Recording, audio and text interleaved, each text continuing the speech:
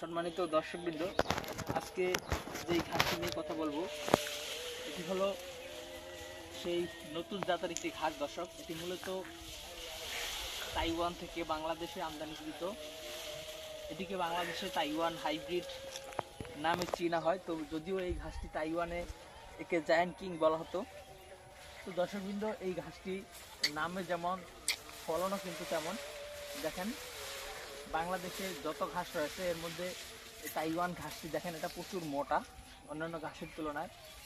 আর এই ঘাসের গিটগুলোও একটা থেকে আরেকটা গিট একটু দূরত্ব বেশি, মূলত সে কারণেই এই তাইওয়ান ঘাসগুলো আপনার লম্বাও বেশি হয় যারা থেকে, কিংবা ফলনও যারা থেকে বেশি হয়। দেখেন এদিকে কি ফলন হয়েছে দর্শক, শ্রোতা দেখেন, ঘাস যেমন মোটা ফলনও তেমন। এখানে একটি জার, দর্শক, এখানে একটি জারে একটি বোঝার সমান ঘাস হবে। দর্শক শ্রোতা, এই তাইওয়ান ঘাসগুলো মূলত জার বড় হয়, কিংবা এই ঘাসগুলো গিট লম্বা হওয়ার কারণে উচ্চতায় অনেক লম্বা হয়, এবং এই ঘাসগুলো কিন্তু দ্রুত বড় হয়।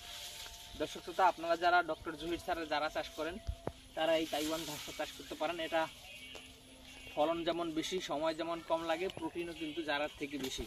তো দর্শক শ্রোতা, এই তাইওয়ান হাইব্রিড ঘাসটি মূলত বাংলাদেশের প্রেক্ষাপটে একেবারেই নতুন।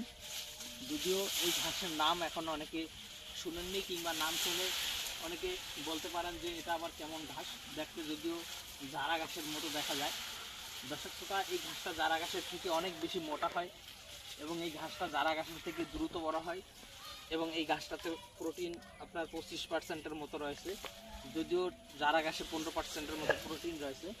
তো দর্শকবৃন্দ, এই তাইওয়ান ঘাসটি যদি আপনি চাষ করতে চান তাহলে আমাদের কাছ থেকে এই তাইওয়ান ঘাসের কাটিং সংগ্রহ করতে পারেন।